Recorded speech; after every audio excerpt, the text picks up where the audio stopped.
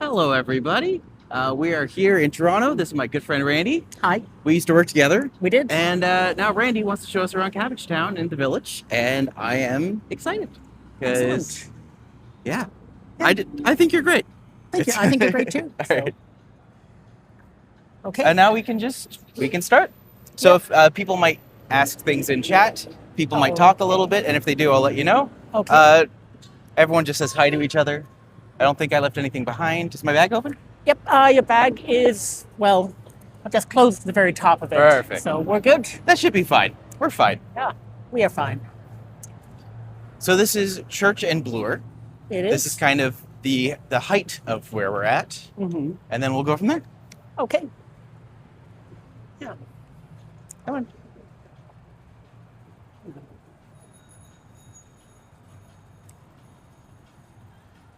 Yes.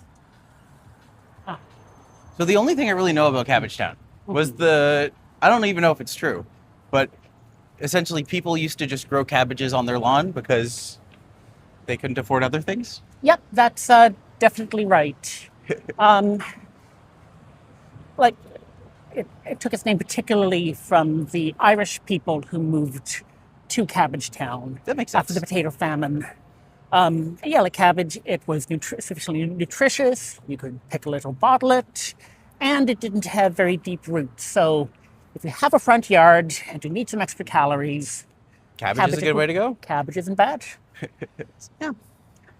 So I think one thing that might be interesting to set the stage, here we are on Bloor Street. Yes.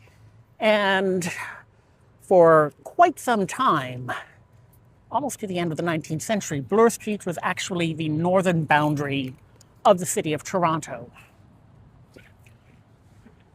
So this would have been like the northernmost part of it then. Yeah, in the mid-19th century, this would be, to them, what Scales Avenue is to us. That makes Utter sense. Northernland. Yeah. Yeah. Oh, man, you you went all out Oh. today. This is great. I like researching. Here, look what he has here. He has Yeah. the whole bag. Okay. We have the binder. And we have All a full of his binder. information. Yeah. He's going to be this is a treat today. We're actually going to get we're getting a full thing. I will try. I love We'll this. try, This is yeah. so cool. So this basic map, this is Wikipedia's basic map of Cabbagetown, which I think is nice enough, like just to set an idea of where we are. We are just over here, Yeah. and the neighborhood of Oh, hello, Picard. Welcome. We have our first viewer. Oh, hello. The neighborhood of Cabbagetown basically starts at Sherbourne and goes over. Yeah. Now, one thing about Cabbagetown is that it is a neighborhood that has very blurred boundaries. They have changed quite a lot over time Yeah. as the city has evolved Which makes sense. Cities grow and evolve, and completely. like you think of the village has very strict boundaries. It's only like 2 or 3 blocks. Oh, maybe very 4 or much. 5, but Oh, yeah. yeah, places like Cabbagetown or Annex don't really have strong lines or anything like that. Oh, no. And like one thing that's really interesting about, well, not just Cabbagetown, but the Church Wellesley Village and everything east of Yonge, basically, is that in a lot of ways it can often be among the oldest areas of the city. It's also, in a way, where the first draft for Toronto was located. That makes sense. Yeah. Because like, we're used to probably thinking of Yonge Street as the central axis Yes. of Toronto. Yeah, I'd say that's probably accurate. Well, back when Toronto was founded, when it was selected as capital, it was a much more east-focused area. So Fort York at the foot of Bathurst Street, Yeah. that was supposed to guard the western approaches Yeah. of the city. So I can actually show you right here on this vintage map. Low resolution, I know, but bear with me. So Fort York was here. The docks were over here. Yeah. Just going to move over a little bit. So Of course. People here too. And so the town of York was actually concentrated in this area. It was in a protected part of Toronto Harbour. Back then, the Toronto Islands weren't islands, but they were a peninsula that connected to the mainland. So this was here. And so the heartland of Toronto was initially imagined as being in this space, in just south of what is now Cabbagetown. Interesting. So this is kind of like where Toronto began then. In a very many real ways. sense, yeah. Huh. Now, it was unpopular. Governor Simcoe, he had wanted to make the capital of Upper Canada not Toronto, but rather London. Of course. Why would you not want London as your capital? Like London on the Thames, but it was too much of a frontier settlement. So they, after moving from Niagara on the Lake, came to the town of York. Nice. Hello, Juanita. Welcome to the stream. We have a treat today where Randy's actually showing us around on a full tour of Cabbagetown. So it's just an area of Toronto that gets, I would say, frequently overlooked. Very and much now we're so. going to breathe a lot of life and richness into it that I'm actually kind of excited about. Yeah, I mean, one cool thing, it's been overlooked so much that it has been able to develop very much its own sense of identity. It's been overlooked, and this being overlooked has actually helped it preserve quite a lot. Which is kind of cool to think about. Yeah, no, I'm like places like that. Maybe an hour east of Toronto, there's the town of Port Hope. Yep. Used to be one of the big ports in Lake Ontario.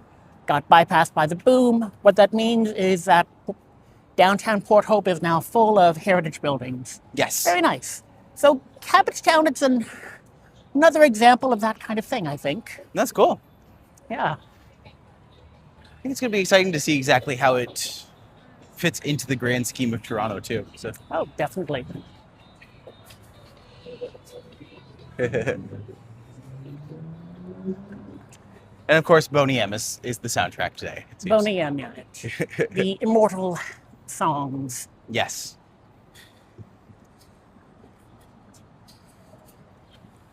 So is Sherbourne the line that it all starts at? Officially Cabbagetown? Or is Cabbagetown even beyond Jarvis or something? Well, Jarvis actually...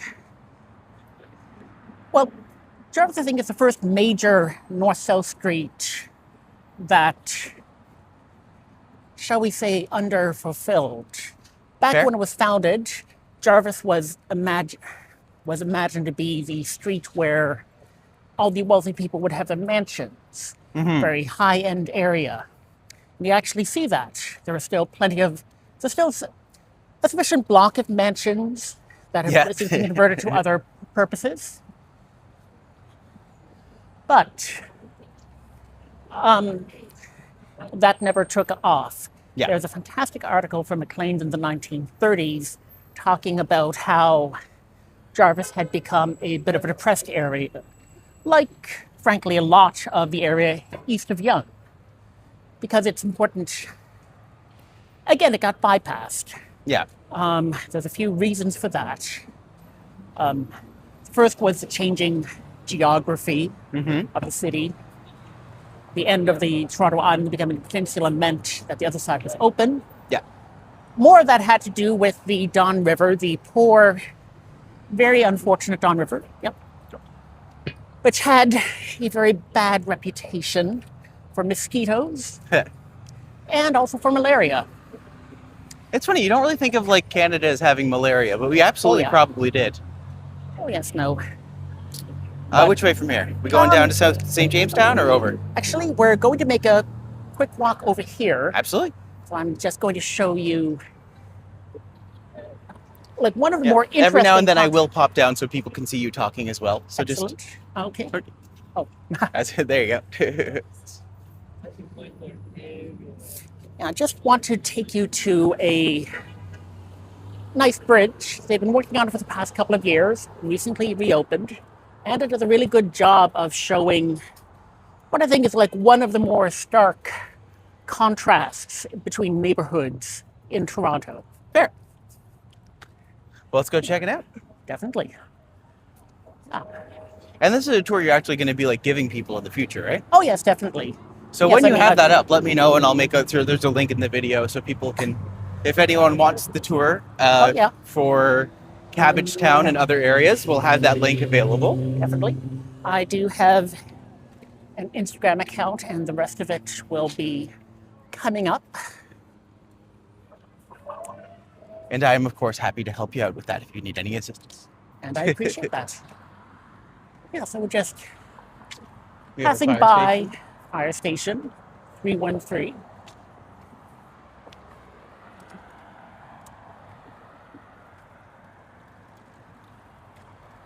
Yeah. So Semi-protected bike lane, which is always nice.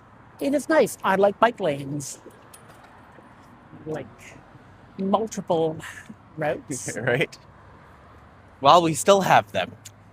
Indeed. Indeed. Wow.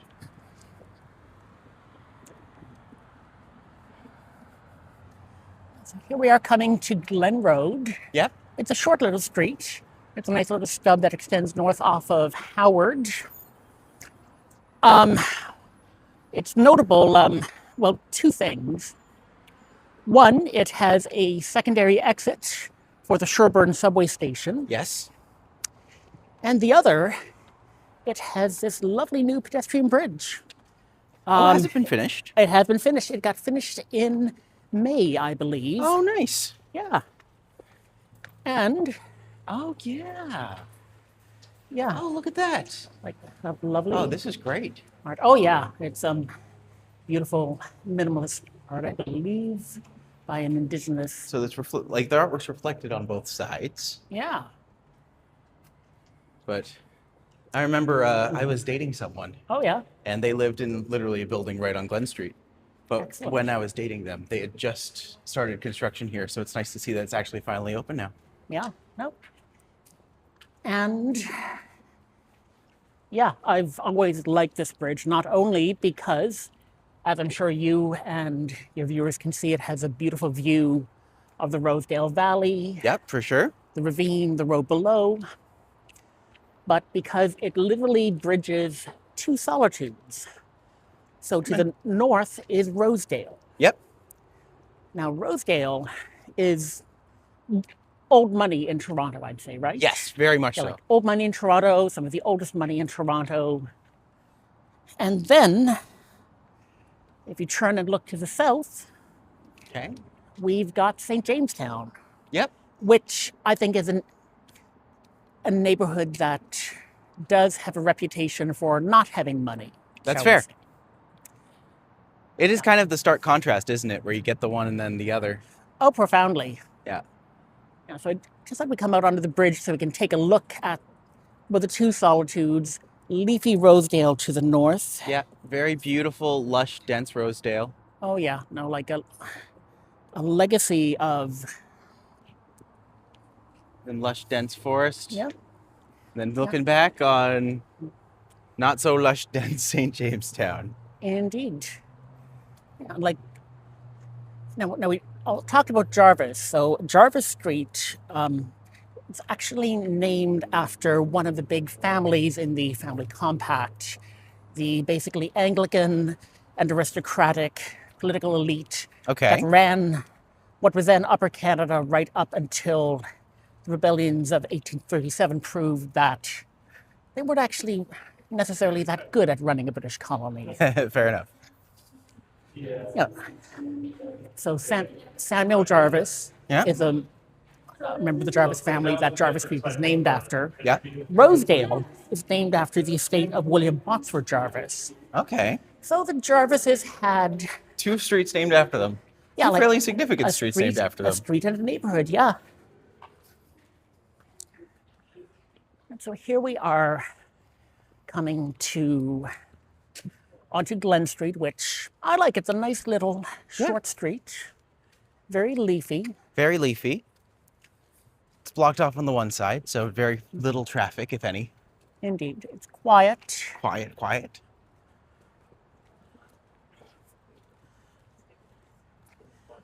And I suppose that according to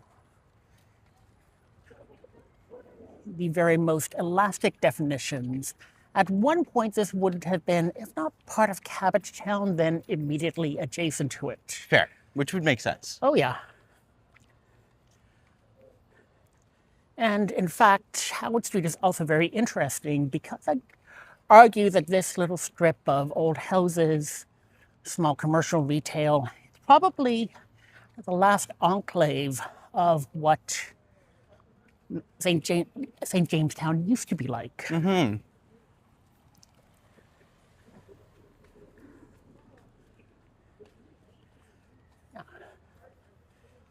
So, and this area is being gradually overtaken by development. Yep. Not only new towers, which you see particularly over on Sherbourne, but a lot of infill. So I will say, is this Ontario Street coming up, or did we just pass Ontario Street? Ontario Street is coming up. Perfect. That was when I first moved to Toronto. Oh yeah? That was where I moved to. Very nice. So we ended up living in Ontario Street for the first year, I think I was here. Excellent. It was, it was 666 Ontario, Okay. which is an interesting number when your parents are pastors. They may have had a thought about that. I can imagine. I can Yep. imagine. The important thing is that now I don't have to worry about that. Brilliant. But yeah, like just looking up, I'm sure that you can see that there's already some visible contrast between some of the older units, which you see particularly to the right here, Absolutely, yeah. and some of the newer ones which are rising up. Yeah, it's funny. It's once again like one side of the street you have not antiquity, but on the like literally on this side of the street you have the older buildings, Yeah. and it continues down, and it's highly dense population all the way Oh, definitely. on So, both sides. yeah. So, And then on this side you just have like the one new shiny, really nicely developed professional building yeah. with the playgrounds at front and the churches and The Church of St. Peter and St. Simon, incidentally, an Anglican church. Yeah. Very nice. I would recommend stopping for a visit. Like very lovely interior. oh, for sure. I was able to tour it with my partner on Doors Open. Oh, that's lovely. And I'm going to suggest we go south on Ontario Street. Absolutely, let's do it. Yeah. So it's And probably, the type is just walking into traffic. That's always fun. oh, look, Toronto traffic. Toronto and traffic. And Toronto pedestrians, to be fair. And Toronto pedestrians, it's true. We're all part of, Oh, I love One this. We're cycle. actually going to get to see my old building. yeah. I lived on the second floor. So every time I came in, I would just hop up the stairs. Oh, Because nice. why take an elevator when you're on the second floor? Yeah. So that is 730 Ontario, Okay. named Quebec. One interesting thing about the towers of St. Jamestown is that they're all named after different major Canadian cities. Interesting. Yeah, so there's the Quebec, the Edmonton, Oh, hello, Mark. Welcome to the stream. we have the Halifax in the southeast.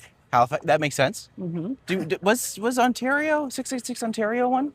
It must have been. I'm It sorry? must have been something. 666, the one I was in. Oh, yeah, I'm sure that it's something, yeah. It's got to be called something. Yeah, like right? I'm not, I have done research. I haven't been quite able to locate a database of, Okay.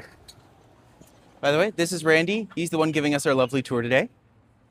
He is doing an in-depth tour on Cabbagetown. So, second floor piano moving is easier. just oh my God. Yeah, that it would be. like definitely not wrong. Oh no. So 700 Ontario Street. Yeah. Yeah, Ontario Oh, Street. this one's something else as well. So this one is the St. John. Oh, There you go, St. John. oh, St. John's, yes. Excellent. Juanita says, thank you, Randy. There is no streets in Toronto named after the U.S. president's name yet. Weaselville would be a good one. Oh, True. yes, but Right here you'll see that they have the school right here. Right in the middle of St. Jamestown, which is Oh, kind of yes. interesting. Yeah, no. Because this street doesn't actually have any, like this particular block doesn't have any street access, so to speak. Oh no. Yeah, like I believe this actually predates the whole development of St. Jamestown, which has a very interesting story. Mm-hmm. Well, so I've talked about how east of Yonge Street, Toronto tended to be overlooked. Mm-hmm. a lot of older housing, a lot of even slum housing. And of course, after the Second World War, there was a big push for redevelopment. Of course, I yeah. think we're probably most familiar with the city park co-ops. So Located. this was my home. Oh, wow. For a summer, mind you, but Still your home. I mean, it's so much bigger than I gave it credit for. When you live on the second floor, you don't really realize these things. Oh, yeah. But yeah. But it's funny that this one doesn't have a name on it. Huh. That is odd. I like how they name the streets after each province in Ontario and Cabbagetown. Such a vibrant residential area. It really is. This area has a really unique flavor to it. I agree. It's very Toronto in its own way, but also very... I feel like Toronto is usually pretty diverse and a little chaotic, Yeah, which I think is the nice way. Oh, for sure. But yeah, so like lots of plans for urban reform are the city park co-op buildings built on land that Eaton's had originally bought as part of what they wanted College Park to be much bigger. That didn't come through. And so you got a big chunk of space north of the old hockey arena being made into some very forward-thinking urban modernist apartments. All right, let's see. What's Mark saying here? A lot of the world-to-do lived on the east end of Toronto way back in the day. For example, the Keg Mansion and all the mansions along that street. Oh, yeah, for sure. Oh, yeah. Part of the old Jarvis legacy. Yeah. And St. Jamestown was built in the 1960s.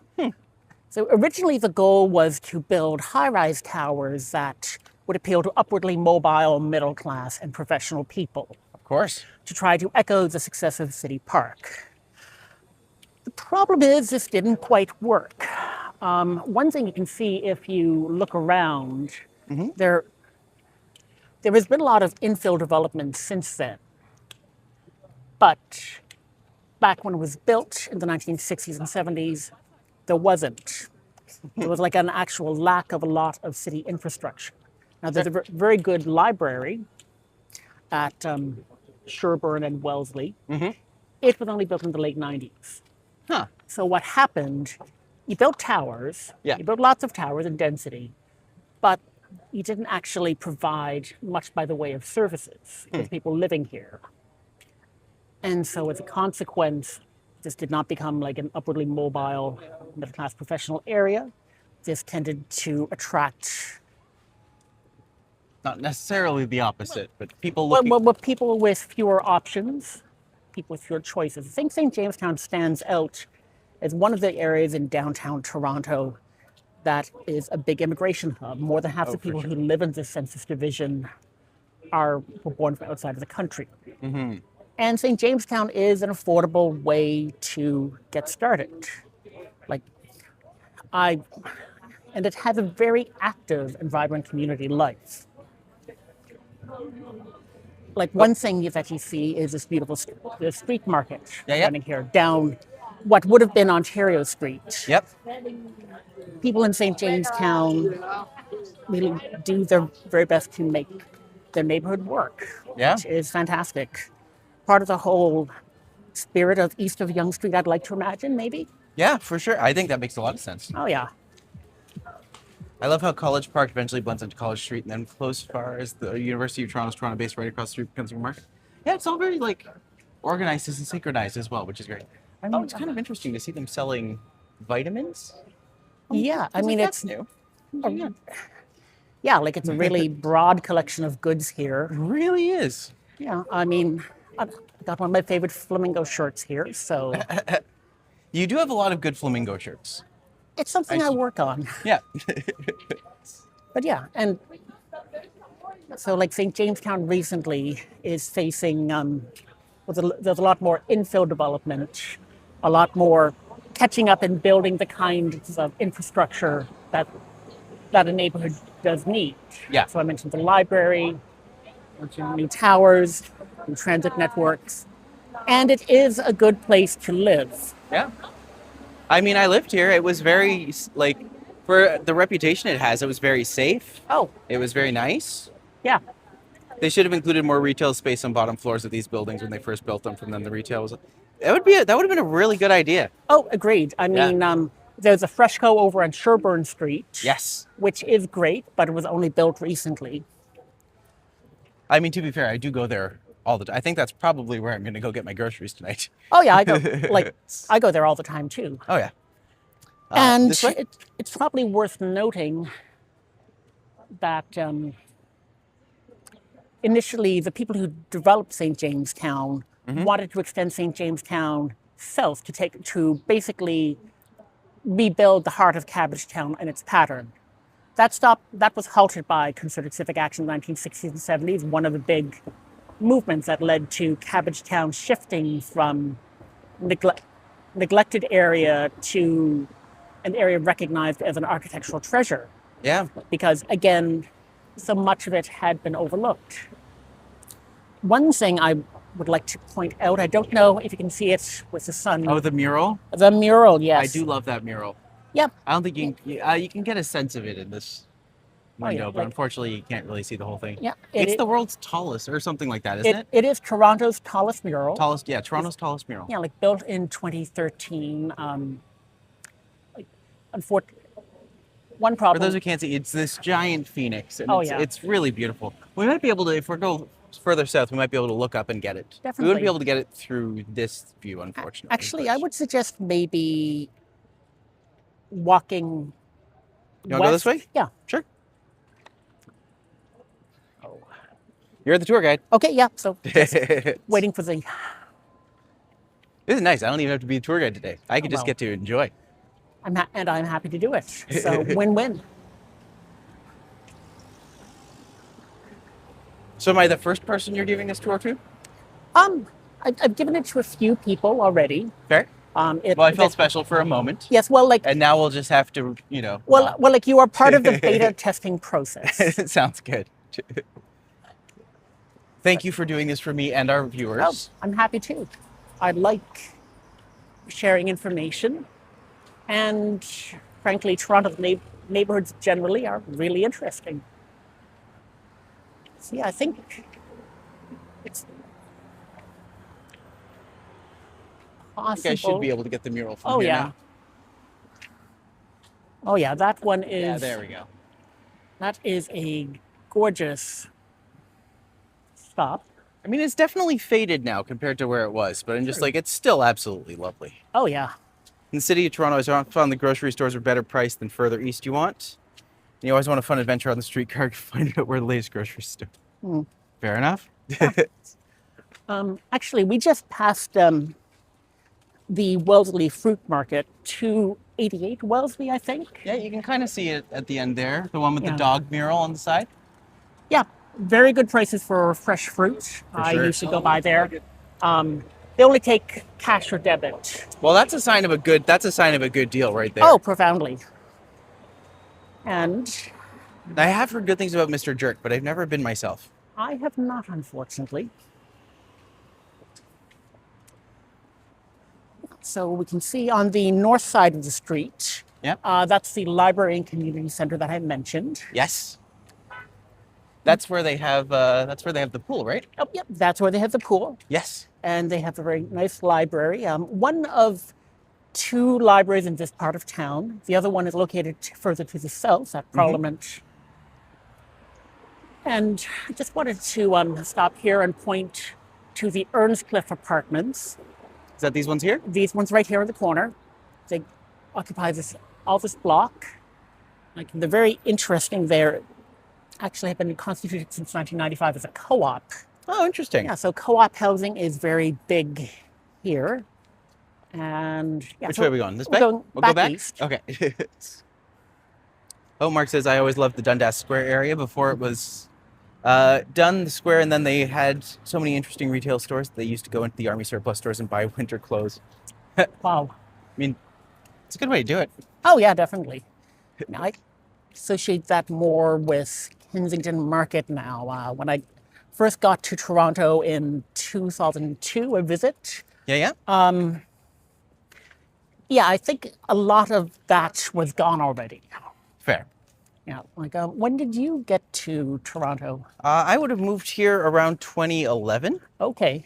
So I've been here for about 14 years now. Oh, wow. Yeah, this is definitely at the point where Toronto feels like home. Definitely, yeah. I've been here for 21 years. Okay.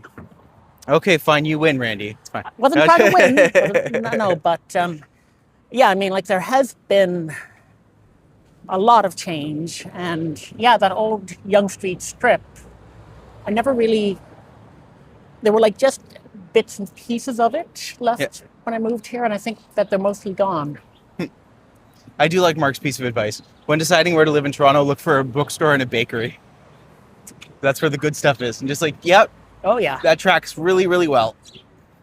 Yeah. Condominiums are always great in those areas. Yeah, that's the way to do it, to be fair. Yeah. Yeah.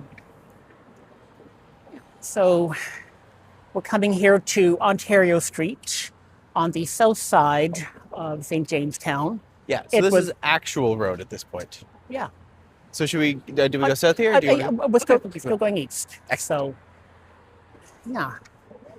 But yeah, so St. Jamestown, it's now considered a neighborhood separate from Cabbagetown. But I think that it's also interesting to note that it actually was part of that same broad stretch. Mm-hmm.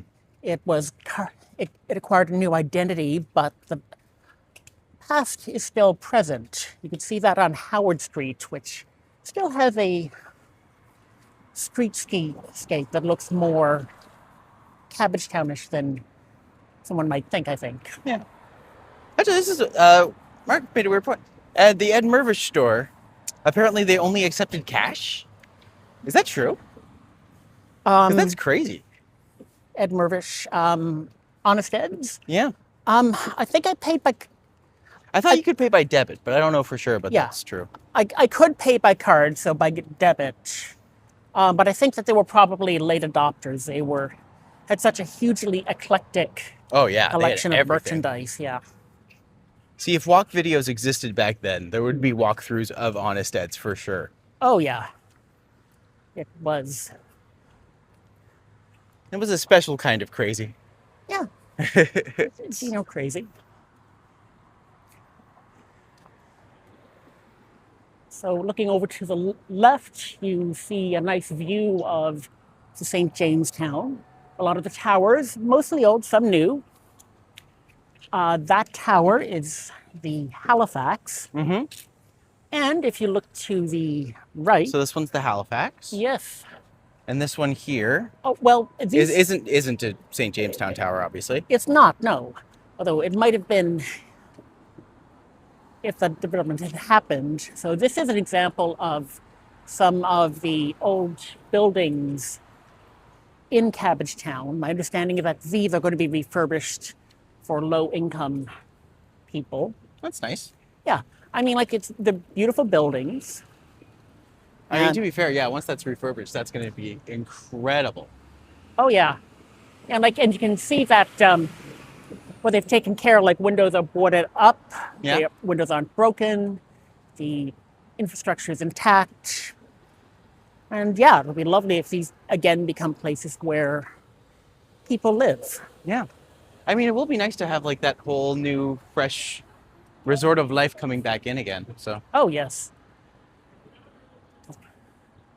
Yeah, so how's it for you touring on camera? it's good. I like it. Good. It's fun. Hi to everyone. They say hello, Excellent. I assume. We'll find out. Lovely. Yeah.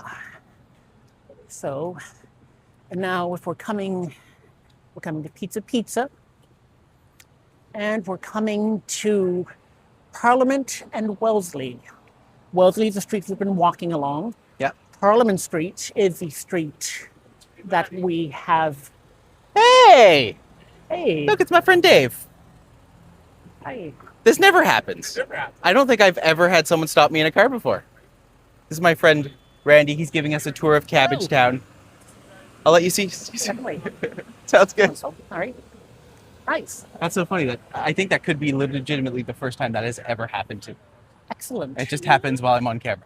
Hello, how can you? So Arch. here we are, Parliament and Wellesley. If you Okay. look up, you can see the signs that mark Old Cabbagetown on the streets. Yeah. Let's see if we can get that. There we go. Okay, Old Cabbagetown in Wellesley. yeah. Cabbagetown name was actually given the area where people used to grow cabbages in their front yard. People come by and bring them into the market at the time. Yeah. Exactly. Yeah. I mean, like, one important thing to mention, I think. Let me just. So I have historical maps. Ooh, let's see. One day, Bobby has done a great sketching of the different wards in Toronto. So, when the city of York was first made, Yeah. the city had 5 wards, 4 named after each of the patron saints of the British nation. So it's Patrick, Andrew, George, Lawrence, and David. I didn't know that. Yeah, so like St. Lawrence, and of course it was named St. Lawrence after the patron saint of Canada. Huh. So, so back in the day, this was actually very undeveloped territory. Yeah. There was very little population. Queen Street was the effective northern limit of much settlement much of the time. We were in St. David's. We are in what would have been St. David's, which was later subdivided, St. James and then St. David's. Okay. You can see that around... So it looks like there's St. John's there, which Yeah. is...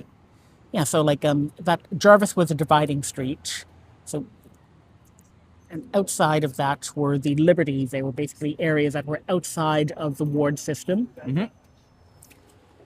Oh, and then it comes back. And then it expanded hugely. From Interesting. 1859. Yeah, that's to quite 1876. huge. Oh, yeah. And so going all the way east to the Don River. So, I was just looking at even if you look at the wraps here, they Oh, actually yeah. still have the cabbages on, like, the wraps of the things. Oh, he's saying Oh, yeah. Mervish refused to pay or charge 4% more because of credit card, so he only accepted cash. Huh. It's like, that makes sense. I like Because that. he was honest Eds, right? Oh, yeah, no. The Mervishes played a huge role. Such a development, especially for the arts in the city, too. Oh, yeah. Well, You can see that's where it's up there. That's where the cemetery is, I believe. yeah, St. James Cemetery. Yeah. That was founded for the Anglicans. Yeah. Very, very nice cemetery. It has a lovely church. And we may actually go to another cemetery. That if sounds good. we have I'm time. guessing we're going to go this way? We are going east. We Perfect. are going east along Wellesley.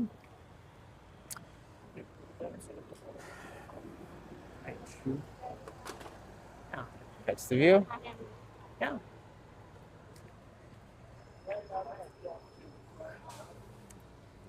So, I had shown you that map that showed the huge expansion of St. David's Ward. Yes. Right. And that happened simply because that time, or shortly thereafter, that's when Cabbagetown had its huge boom in population. Okay. Would that be after the famine, or? It was after the famine. So like the Toronto population approximately tripled in that time frame we're talking about over the 2 decades before Confederation in 1867. And a huge part of that was because of massive immigration from Ireland, Yeah. Catholics and Protestants. That's also where a lot of the anti-Irish sentiment comes from at the time, right? Oh yes, definitely. Yeah, so actually I did bring with me, just for illustrative purposes, the book Toronto, the Belfast of Canada. Interesting. Yeah, so it, Trying to get it in focus there. of course, There we go. excellent. By William Smith? William Smythe, yes. So it's a classic book on Toronto and the Irish, and it does make... Basically, Toronto was a very confessionally defined city. He compares it to Belfast in Northern Ireland, not only because there were like lots of Irish immigrants, not only because there were lots of Irish Protestant immigrants, but because the city was very strongly Protestant. Actually, for a lot of the 19th century, Toronto had proportionally fewer Catholics living in it than Belfast. That's kind of weird to think about, isn't Oh, it? yeah. Well, Yeah, so Cabbagetown was a major center of early Irish immigration, Irish Catholic and Irish Protestant. Nice to know we didn't discriminate, just against the Irish. Oh, yeah. Yeah, the Irish Protestants actually did end up playing a key role in the power structure of Toronto. The Orange, like it said, until the election of Nathan Phillips in the 1960s, all of Toronto's mayors usually belonged to the Orange Order. Now, there was much less violence in Toronto than in Belfast. And that's probably a lot of factors, like being in a new land. Mm-hmm. The other factor, well, this was a good place to work. Sorry about that. Thank you. Yeah, so we're just going to cross the street over to the Wellesley Cottages. That will be, so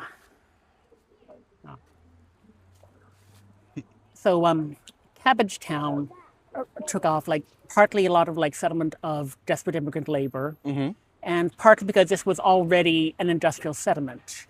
So you remember what I said about like Toronto originally being focused on the east until it was decided that the Don was too close. There was better land available elsewhere. So this actually became one of the major industrial centers all along the Don. Okay. I don't know. So the Durham Distillery, for instance, down at the mouth of the Don, that's an example of the kind of industrial plant that worked here. Okay. And that actually explains a lot about the patterns of urban development. So this is where a lot of the dirty industrial plants were put. This is where we had some hospitals located. This is where we put the cemeteries. Yeah. So basically, the places that people didn't want in the rest of Toronto, they were put here along with the people who worked in these industries. I mean, I haven't seen these before. These are lovely. Oh, yeah, the Wellesley Cottages. So these are vintage cottages, an example of some of the earliest cottages and earliest kinds of domestic architecture built in Cabbagetown. So this is a relatively rare enclave, but it is protected, and these have since become very desirable locations. Oh, for sure. Like this just keeps going down, doesn't it? There's Oh, a yeah. whole bunch of them. You know, like these model homes, I think, were built in 1887. And if you look over there, the flag hanging, The Cabbagetown above, flag. that is the Cabbagetown flag. Amazing. This is, I think, the only downtown Toronto neighborhood that has its own flag. I think Rathmelley. Well, I mean, the village doesn't count, I guess. Yeah, I mean, like that's the rainbow. It's like non-specific, but Name Hogtown was also given to Toronto. Same idea. People would bring in their animals to be slaughtered for sold off meat markets. I mean, that would make sense too. Oh, yeah, I didn't definitely. actually know that, but yeah, no, I mean, well, the Junction got its reputation as basically a giant open-air slaughterhouse. Still elements of that, but yeah. it's also just a really good shot of you walking with the plants behind you on the green wall. Excellent. I You can appreciate use this that. in your reel. It's fine. Brilliant. Brilliant.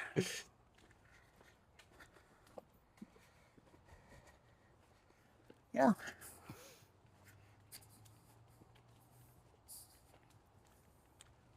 So yeah. So this is an example of Cabbagetown. It's full of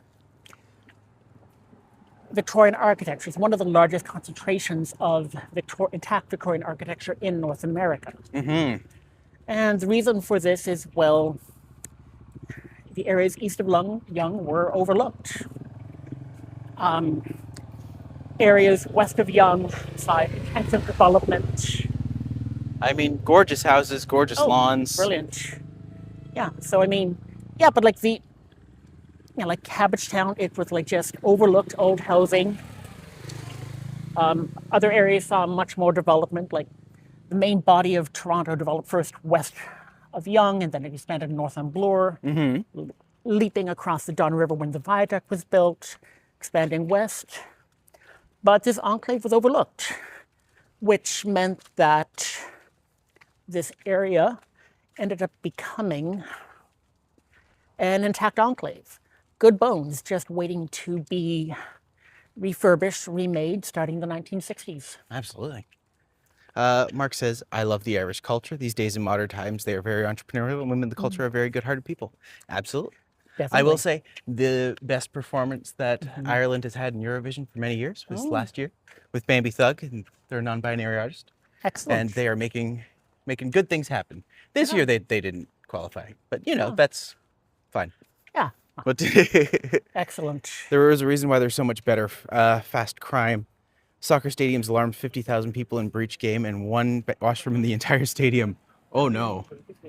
That's too many. That's too many people for no bathrooms. Oh, yeah, that does strike me. Well, It's like the town of North Bay, yeah. Oh, like the city of Charlottetown right? on PI, which is where I'm from.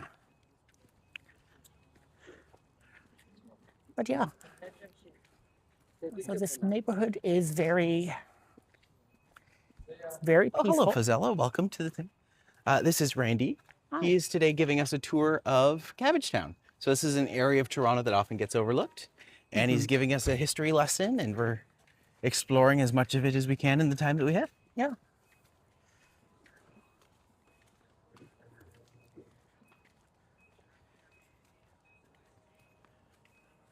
So one thing about Cabbagetown, one thing that I knew before I moved here a year ago, one thing I definitely know now, Cabbagetowners are really into Cabbagetown. They have a flag. They have a flag. They have a flag. They have a community office. Oh, we can just take a quick look maybe north at the lovely little short street. That is really cool. It just kind of ends in an altar Yeah, or secret door fountain, or I know, like all it's very cool. the densities, like, and actually, Oh, apparently her daughter lives around here. oh, lovely. Departments were also an industrial area in Toronto, where back in the West End, it was a huge industrial area in the Western area south. That makes sense. Yeah. Oh, yeah. Because that would be, is that where the malt plant was, or is that where the Red Path plant is now? I think, yeah, but no, like, yeah, like Western, that's definitely a whole corridor, like pushing from Yeah, the yeah, junction yeah. north. Gotcha. Okay, I Yeah. think I know what you're talking. Okay, Yes. and yeah, like here's another little St. James Court. I think most of those buildings are newer, but still looks nice. Still beautiful. Yeah, this area yeah. is really. I don't appreciate it as often when I'm just kind of walking through, but I'm just like, it's got a lot of spaces here. They're just so unique and different and oddly like welcoming, Yep. but probably say at the that. same time, I imagine very conservative. A lot of schools around, so Yeah. hard to say. Well, I mean, there's always Oh, been. welcome, doo-wop guy. Good to have you back. Nice. Well, I mean, like there's always been connections. Well, like Cabbagetown and. Oh yes, I actually just took a picture of this on my Instagram earlier today. So these are The little gnomes. these are the gnomes So on cute. East Wellesley Street.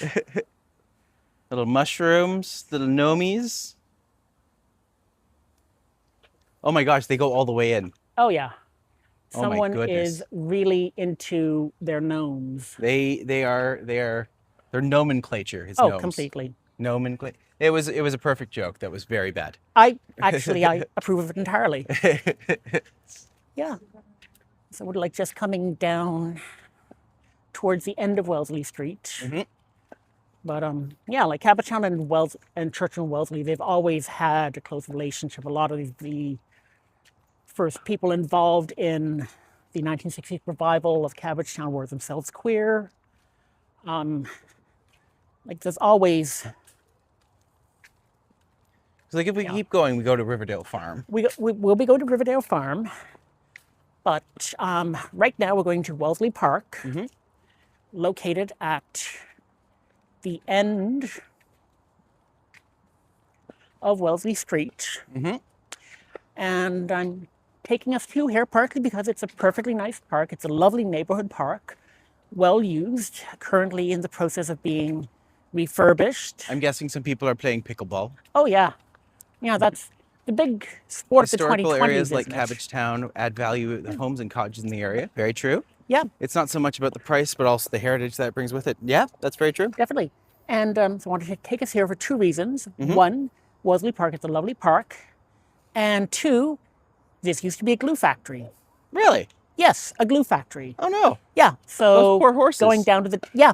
So things have changed a lot since the whole 19th century industrial era. Mm-hmm. But yeah. Fair enough.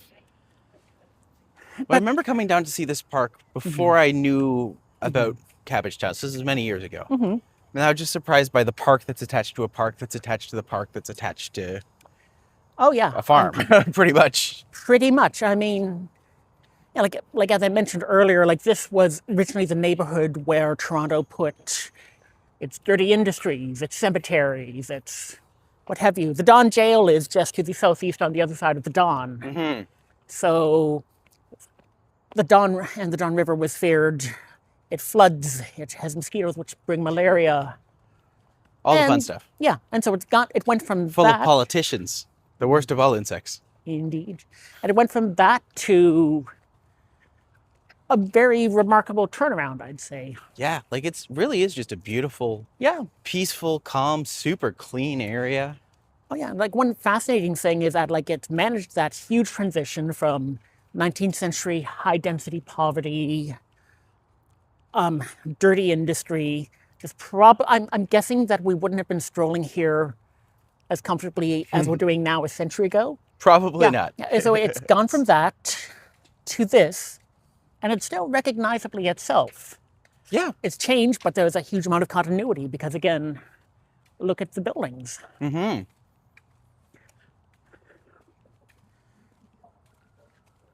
So this is the south part of Wellesley Park then. Yes. So we are coming up to, Looks like that's the cemetery. yeah, that is the Toronto necropolis. So this necropolis cemetery was built in the mid 19th century. It was an explicitly non-denominational one. Many of the more notable people in Ontario history are buried here. So, for instance, George Brown, he no has his way. tomb here. Huh. If you have time, we can maybe do a quick tour. I can point you to a few of the more interesting graves, or we Sure. can move on. I think we're okay with that. Excellent. Like this isn't technically so much about time, so much as just getting the experience, seeing what's here. Yeah. And there is a lot here. I actually really like the necropolis. It's one of my favorite cemeteries in Toronto. Just a very cool, chill place, very park-like, well-maintained, good vibes. Someone was asking if there's a Cabbagetown festival in the park. Yes. But there must be, right? Yeah, there is a Cabbagetown Festival. That was actually at the start of the September, the first weekend, I think. Okay. The 7th and 6th. It's an annual thing. And yeah, it takes place in Riverdale Park. Parliament Street was closed off. Lots of Carlton was. Yeah, like very good vibes. Like as I say, Cabbagetowners are really into Cabbagetown. Yeah, right. So everyone will join us for next year's Cabbagetown Fest. Oh, I think that's a great idea. Just do a little peek over top the fence for the moment. Yeah. It's a lovely cemetery, very well maintained.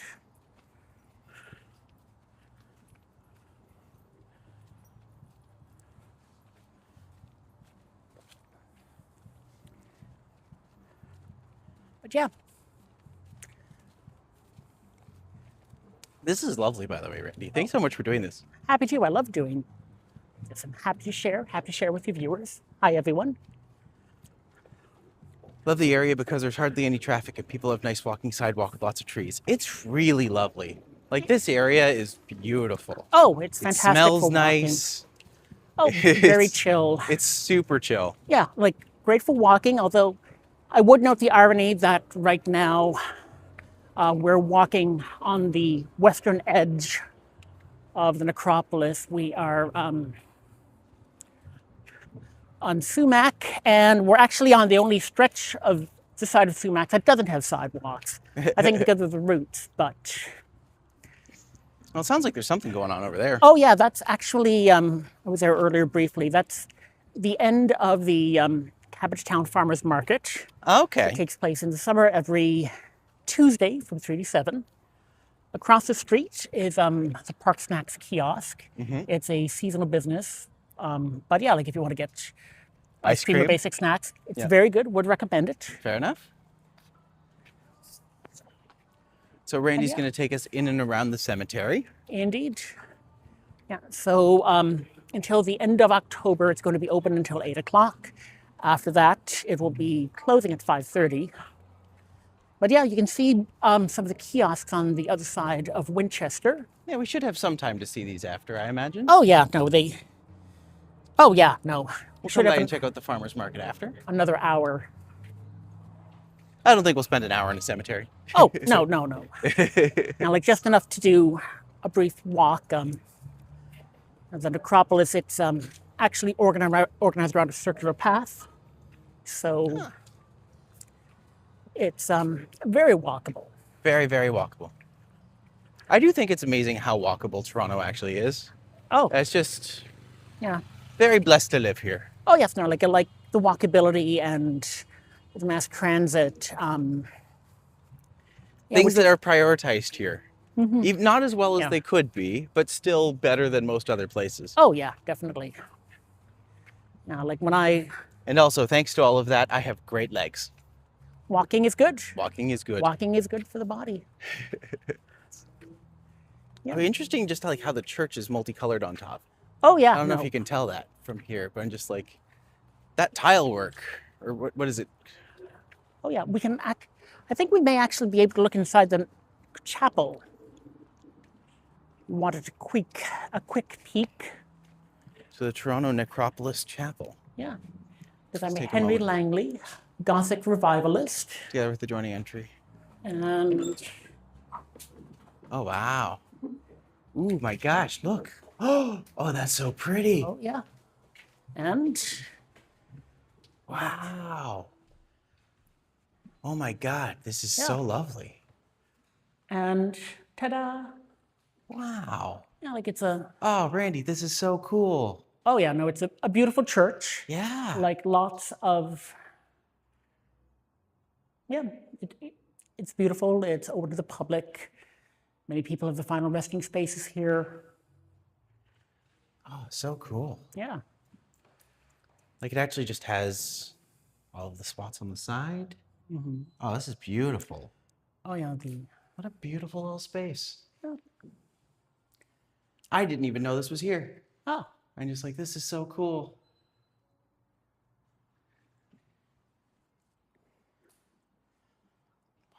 Wow, geez, this is neat. oh yeah.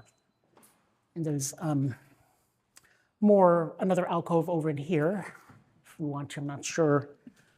It doesn't, Yes, I don't think I think that's a but- one way, Yeah, but but what a beautiful space. yeah. I like it, and I do like a nice cross section of people represented from all walks of life, different ethnicities, different languages. We've got at least one queer couple here. Yeah, I like it. that's very nice.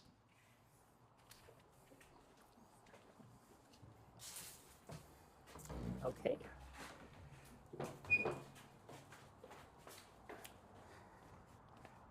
And here we go in through the front. In through the gate. front.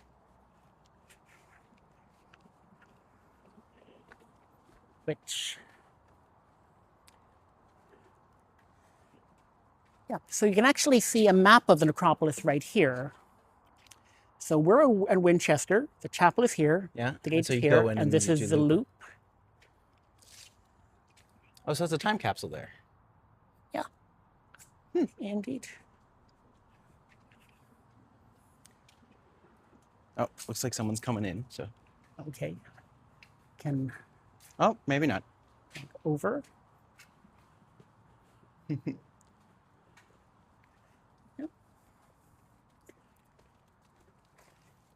So yeah. So there's 3 graves in particular that I like. Like there's graves that are interesting graves of some notable people. Mm-hmm. And I thought I'd just take us through. I'd love that. I'm excited. Excellent. This is a beautifully walkable park space. I mean, even just that's gorgeous. Yeah. Oh, this is great. Oh, yeah. Okay. Yeah. Like very well tended. It's often used as a park space. Mm-hmm. And neighbors, but of course be respectful, which quite honestly, everyone I've seen in there has been respectful. So It's kind of like, yeah. You kind of have to go, oh, Yeah, so it's that's Jack. First Jack Layton. Oh, Yeah, Jack Layton, one-time leader of the opposition, yeah. leader of the NDP, arguably the man who could have become prime minister, but Oh, so easily. very easily. Oh. But yeah, so Jack Layton, English, French, and Chinese. Merci beaucoup, Jack. Sûrement. Yes, his wife is Olivia Chow, the current mayor of Toronto. Current mayor of Toronto. So that political keeps on Political going. legacy is still there. Oh yeah. But yeah, he was taken too soon. Oh yeah. I think that like he did stand a chance of taking the NDP under his leadership to maybe replacing the Liberals as the natural other governing party of Canada. Oh, easily could like have. Especially given how remarkably well they performed in Quebec. But I think that between that and the revival of the Liberals under Justin Trudeau, didn't happen. They got some work to do at this point. They've got some. Oh yes, they have some work to do. Yeah. But do they even have a leader yet? I honestly haven't been paying attention. No, I've been avoiding that train wreck. Yeah, it's just, I'm just like there's a part of me. It's just like I would love to be involved in politics, but I would not be a good politician because I speak my mind and I'm direct, and people don't like that. This is it. Like probably. I'm not someone who can play the middle or not give answers. I'd be like, no, fuck no, that's stupid. Yeah. Just like to point to that. I mean, that is a great. Yeah, the Foster family, I believe. I mean, it's insane. It's incredible. It's beautiful. Little lion sculptures. What year is it? 1879. Yeah. Yeah. 1879, and wow. Like all kinds of people. Like. So it's a full family. Yeah, like it's a family too. Huh. Yeah. It's kind of interesting because like right beside that we actually have there's a Jewish one. Yeah. And just like it's interesting that this was a mixed cemetery back then. Oh yeah. I thought that was. Oh yeah, well it was like explicitly non-denominational, like other cemeteries tend to be much more narrowly tailored to membership. This one was open for everyone, basically. Mm-hmm. And it's, I'd say it's arguably a really multicultural cemetery, and always has been because of that. Yeah. It's just interesting to see how that's kind of developed in the past couple of years. Oh, yeah. I'm just like, but even like some of the stones are just pretty incredible. It's beautiful, and I don't know if your listeners can hear the traffic, but that's traffic from the Don Valley Expressway below us. We're located above, and the cemetery goes right to the edge. Yeah, you can see little snippets of the cars going by, but You know, I don't know if they'll be able to hear it. But I certainly you can definitely tell that that's where this is.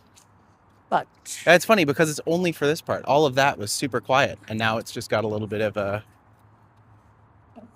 like now you just get the sound again. Mm-hmm. But so the other two graves I'd like to show you are over here.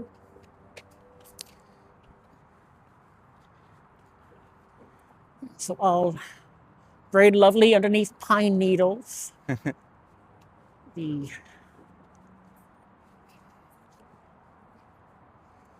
Yeah, so you can actually see here this pathway right at the edge. Oh, wow. Even here there are people. This is all just steps, and then it just drops right off there. Oh my gosh. Yeah, they have occupied every amount of space. No kidding. Goodness gracious. Yeah. It's just so everyone can kind of get the sense of this. Yeah. Like no, that's... Yeah, so actually that's a very good shot there. You can actually see the highway. Yeah. Oh, that's so crazy. Oh, yeah. Oh, squirrel.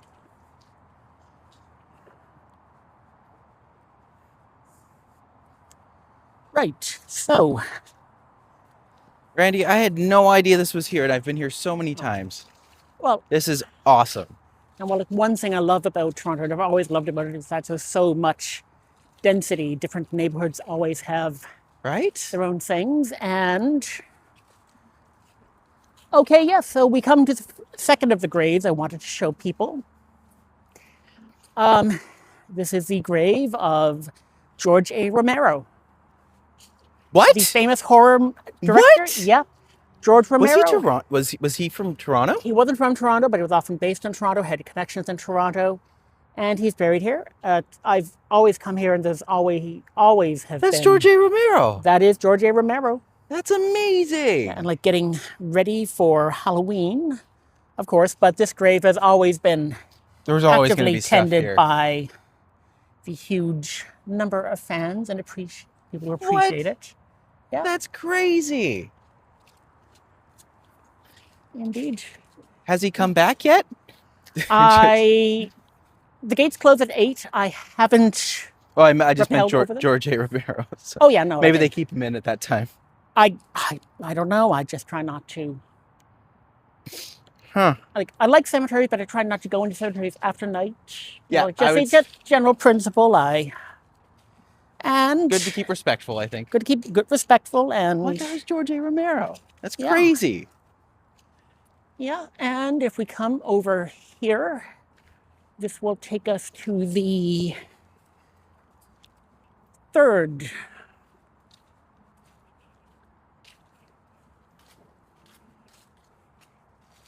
grave that I always like showing people. Right over here.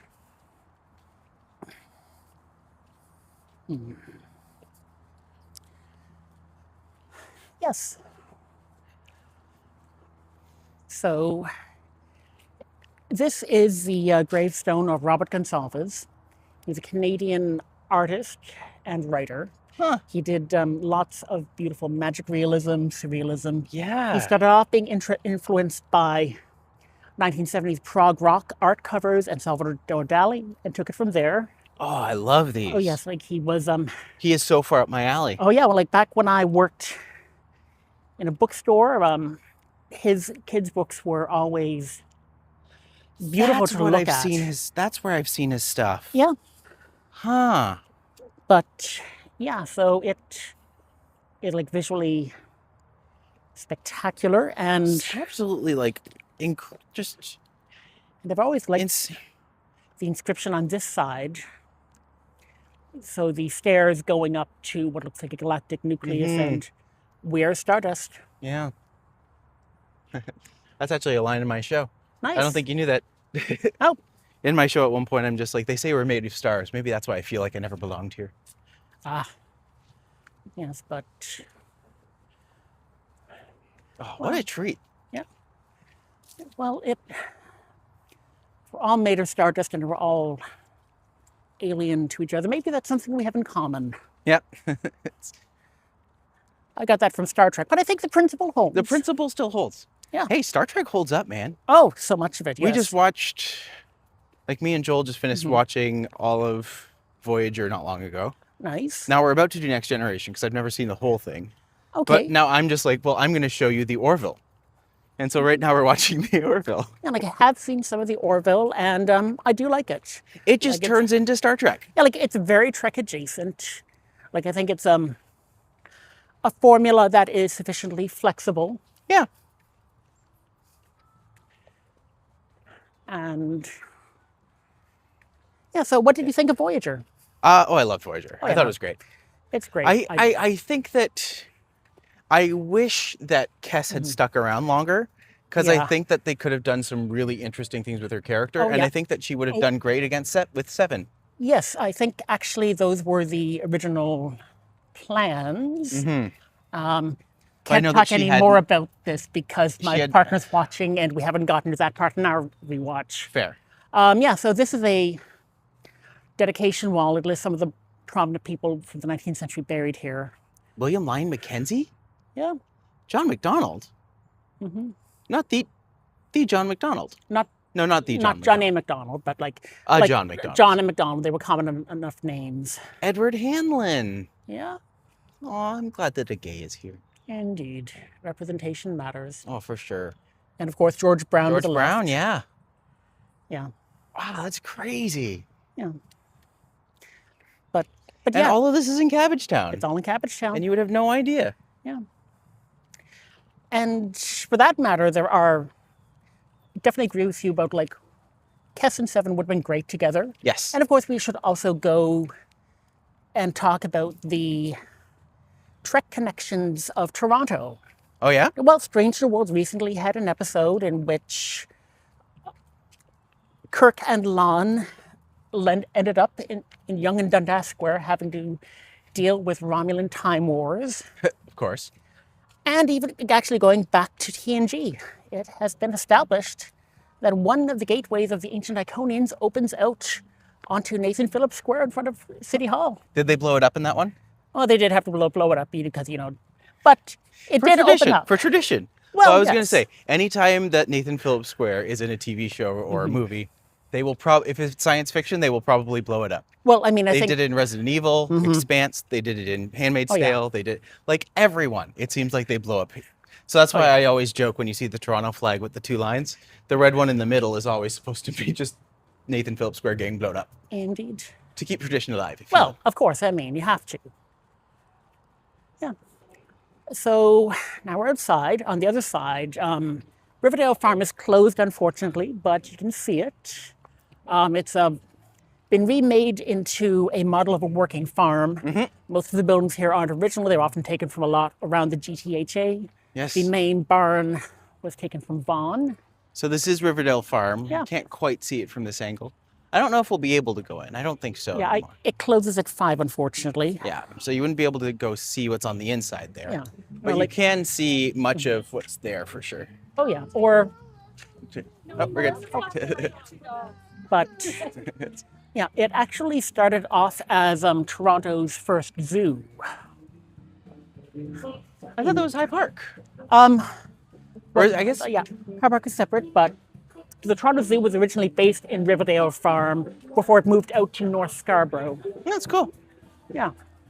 Yeah, and there was talk of closing it down in the Rob Ford years, but happily that never happened because I really like seeing the geese and ducks Yes. and the horses.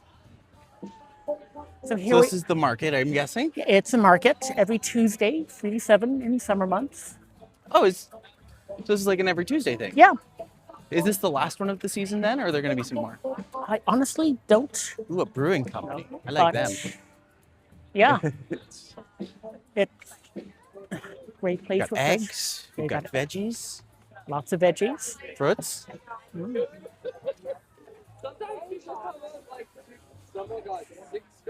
These are great. Oh yeah. No, it's Oh, that looks delicious. oh, I don't And know of what course, that is, but I Momo. want it. which Beef. Store, and then I was on a tight timeline, I couldn't get there. Yes. And then I was looking at these, yeah, Momo are fun. I'm familiar with them from A Persian patty. Ooh. Parkdale and are their awesome. Tibetan variants. But yeah,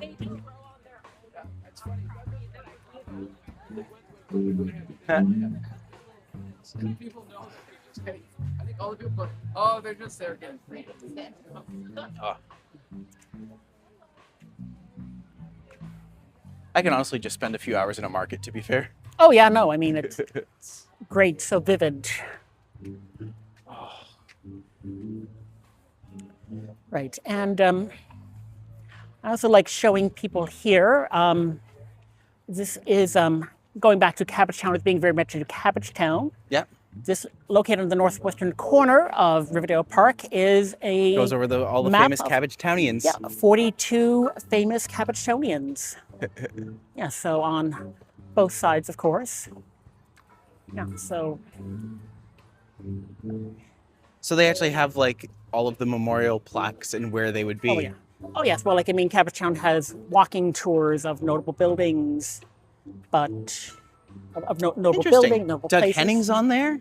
Doug Henning, yes, and That's interesting. actually, let me. Well, I think we'll actually be passing that. But yeah, so like all kinds. So Nice. talking about the queer connections to the village, one of those people was actually Daryl Kent. He's a real Okay. estate agent who helped promote Cabbagetown as a desirable destination. Oh, no way. Yeah. I know Betty Oliphant because I grew up having to take dance lessons. So Oh wow. Yeah. And, Interesting. of course, there's also Hugh Garner. Hugh Garner. He is probably the most famous writer in Toronto, in Cabbagetown. Okay. And he's most famous for his book, Cabbagetown, which is a Love letter to novel about Cabbagetown. I wouldn't call it a love letter. It was like remember when he was writing in the first half of the 20th century, this was not an upwardly mobile, desirable location. That is fair. Yes, Yeah, it that makes sense. was actually called, give a lapse into the language of the period, a purely Anglo-Saxon slum. We have Buttery Sprite saying hello from Whitby. Hello. Hey. Thank you for joining us on our little tour of Cabbagetown today. Yeah. This has been Yeah, so we'll go on the north side of Winchester. sounds good.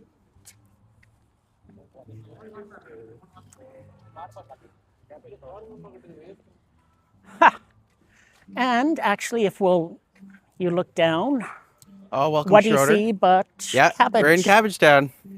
Cabbagetown. Wait, are these real cabbage or fake cabbage? I think they're real cabbage. Let me. I mean, the leaves Yep. look like they're. Yeah, they're real leaves. Of course they are. That's awesome. Oh yeah. Welcome, Schroeder. Hello. We are here in Cabbagetown doing the tour. Also, oh my God, that house is so cool. Yeah, and that house actually is the house of Daniel Lamb, a doctor who is actually the person who created the Toronto Zoo. Oh, no way. Yeah. David Lamb. Yeah, there you go. Businessman, city father, founder of Toronto's first zoo. Mm-hmm. Ah, so cool. Yeah.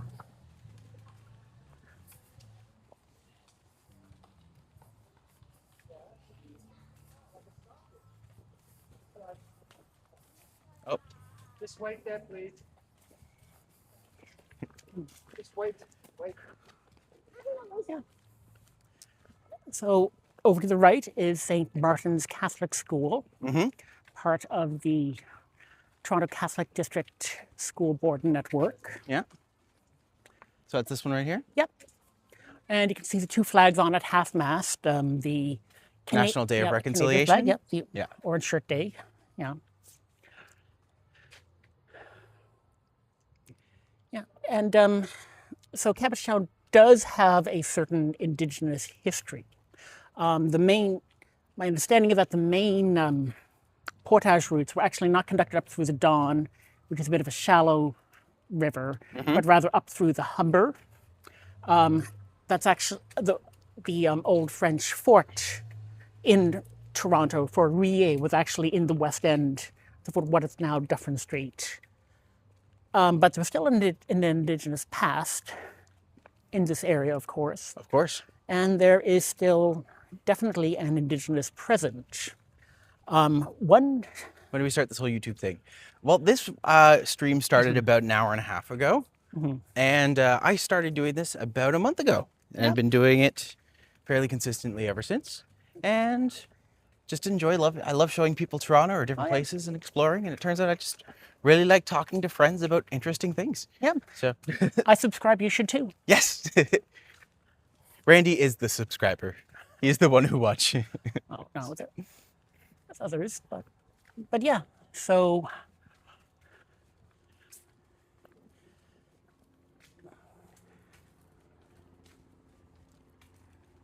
we're coming, and of course the streetscape is definitely very eclectic because Victorian housing that encompasses at least 4 different major styles, Yep. which So I know Sackville Street has an interesting history. yeah, I like it. Well, Sackville Street is I think of it basically as the main artery in East Cabbagetown on the other side of Parliament Street. Okay. So you have it going up there, and then it goes all the way down. Yeah.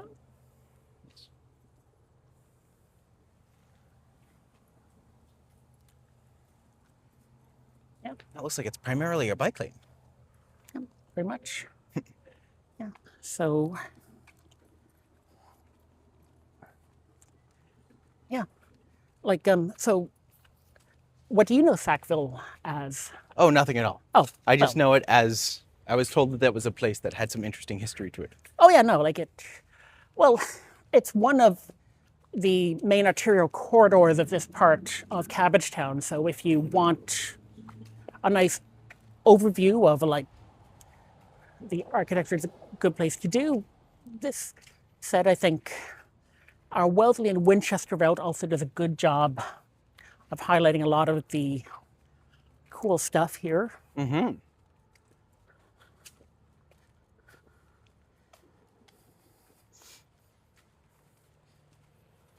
But yeah. Oh, and this is the home of Doug Henning. Oh, this is the Doug Henning Yes, home. known as a magician. Also, it was a natural law party, right?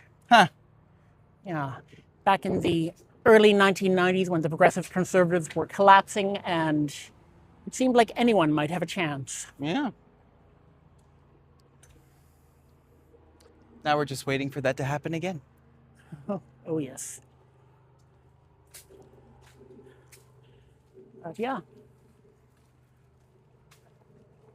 That is one of the older houses in Toronto, in Cabbagetown. You can tell because of how far it's set back from the street. Yeah, okay, yeah, At yeah. a time when land was less expensive Fair. as opposed to the newer ones. I've always loved this building complex. It's actually the kind of mid-level, mid-range development that Montreal has a lot of, but Toronto doesn't. Fair, yeah. Actually, I know this is a theater now, isn't Yeah, it? the Winchester Dance Theatre, a former church given new life as a center of the performing arts. I have seen plays here. There's also been dance. Take a Yeah. step back, see if I can get a good shot of it. Oh, yeah. Yes, formerly a Methodist church. Very good bones. Very good bones. It's a beautiful building. Oh, yeah. And we're just going over to Parliament Street. Oh, let's actually let's we're gonna do go this way? Yeah, the north side. I think that's All right, going to be sounds better. good.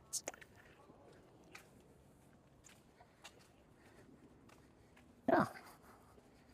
So no shortage of options over here, right? Oh no, there are plenty of pathways. Okay, now that they're gonna get the blue card. You gotta help us get this further inside. And to be fair, it's actually just a beautiful sunset as well right now. Oh, it's gorgeous out. Beautiful, very comfortable, like what, low 20s? Yeah, very comfortable, Yeah. very nice. Not too humid. Perfect for a stroll. And it's like crazy interesting houses. Oh, completely. This is one of the, like, unlike a lot of Toronto, this is a place where Reminiscent again. buildings were overlooked for long enough that they stayed intact and they did not get redeveloped. And they're here for people to enjoy.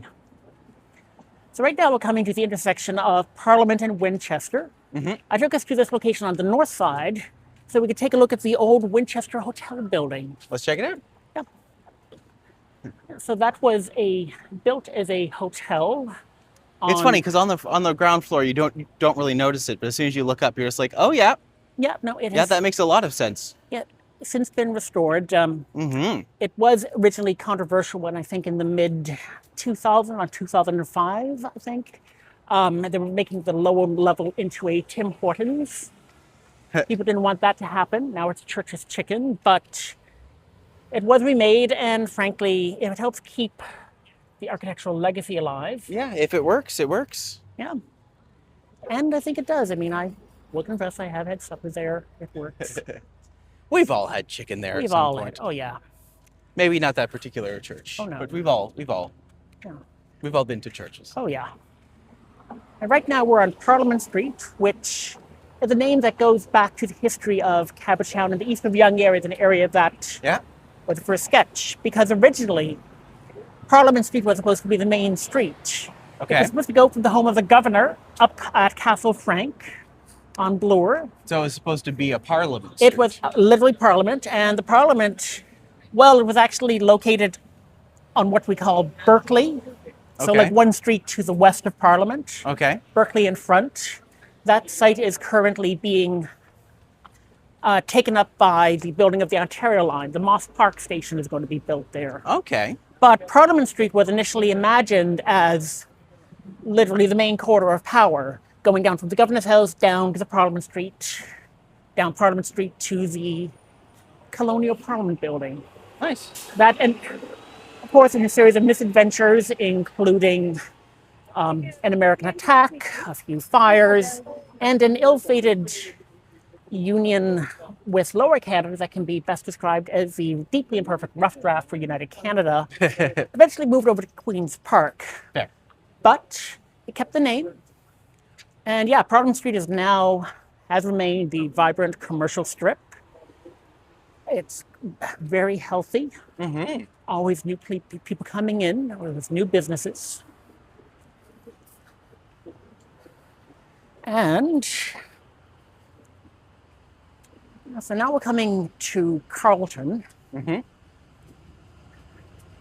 So Parliament and Carleton is another major, I'd say mid-range intersection Yeah. in Toronto. And one thing I really like about this intersection is the mural that we will be seeing Oh, in front I do of love us. this piece. Oh yeah. Yeah. The Cabbagetown couple, first painted by Ryan Deneen in 2005 and maintained since then. It's lovely. It's flowing colors, happy couple, Yeah. plenty of cabbages.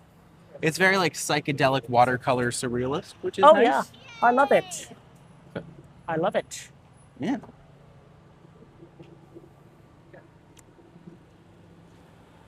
Yeah, and like this, we are right now in the heart of Cabbagetown. Absolutely. This is Parliament and Wellesley, the northern limit. This is more the boundary. Mm-hmm. And this is a fantastic place to live. This is a 15-minute city, 15 minutes to practically anywhere. Yeah. All the major shops you could want, restaurants, vibrant street life. It's been familiar with the area practically since I moved to Toronto, before I moved here, but I love it. It's great. That's really nice. Yeah. Well, I feel like this is probably where the tour is going to conclude soon. Oh, yes, it definitely is. But yeah, thanks so much for this. This no was problem. such a treat. Yeah. I like being a nerd and just getting to learn new things about the city that I like. Oh, well, like it's always great to learn things, like I just never really get the idea of like trying to be cool by remaining ignorant. Like, how does that work? But, Yeah. but no, it's fantastic. And of course, here we come to different laneways. Yeah. That I will one- say, when you do know what you want to, like, when you have your things ready for like promotion and stuff, let me know. Oh, definitely, I yeah. will absolutely be yelling people, and anyone who saw this today can get the full experience when they want to. Excellent. Yeah, like that laneway that I pointed to just there is Dr. O Lane. It's named after an Iroquois man, forget my pronunciation, Aroniakat Oronia Ateka, Okay. who was one of the first Iroquois doctors. Oh, cool. Yeah. He was actually a very politically prominent. And yeah, we're coming to the no frills. Well, passing the no frills. Passing the no frills. And we are going to be continuing on to Parliament and Gerard just ahead, Fair. which I think marks the southern limit of Cabbagetown, depending on how you want to define things. I would say that sounds about right. Yeah. Although the boundaries A good place to sign off. Oh yeah. Although the boundaries can be blurry, like when I log Again, into yes, Google boundaries Maps, can be blurred. I can it gives me the option of identifying my home address with Moss Park or with Cabbagetown. Mm-hmm. And See you later. Yeah, it's just. yeah. And then we're actually going to be coming at this intersection to another noteworthy point that I'd like to make about how neighborhood boundaries and neighborhood identities can blur over time. Passing back by neat restaurants. I hear good things about Gucci. Yeah. We were walking by it the other day and someone pointed it out. So just like, I'll have to try that out. Oh yeah. So and on the other side of the Centennial Park with the working water fountain is the Parliament and Gerard Library. Yeah.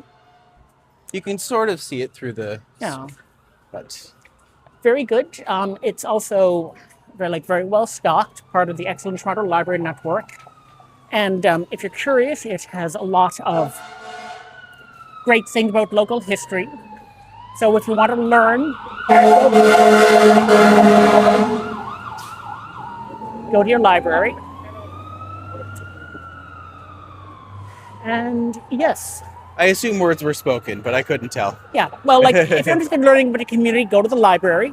Yep. Parliament goes further south. And if you just walk past this shelter. Oh, here comes another.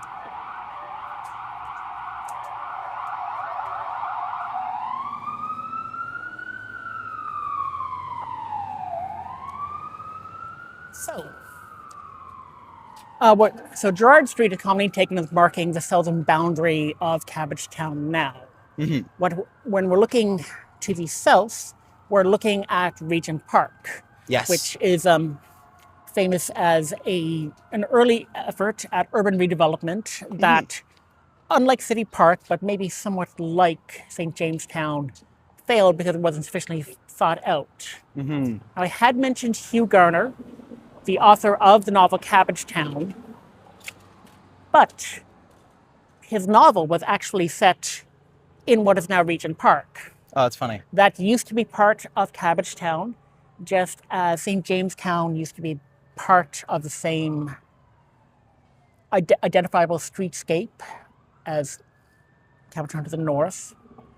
But yeah, we come here and this is a place where Cabbagetown ends right now. Yeah. Who knows what's going to happen in the future? But it has managed to survive a lot of change, including a lot of ill-thought change. It's still here.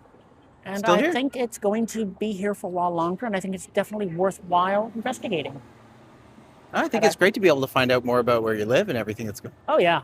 Well, that was it for us. Brilliant. That was, thank you so much for being a part of this today. Thank you, Matty. This has been Randy. We will have information about his tour as soon as I have it available. I'll make that known to everybody. Thanks so much for this. Thank This you. is a really lovely experience. This was fantastic. I really enjoyed it. Absolutely. And we will see you soon. Anytime you want to come by and just take a walk with me, let me know. I would love to do that. My people, your people. Sounds good. Well, we'll see you later, folks. Take care. Juanita said awesome tour.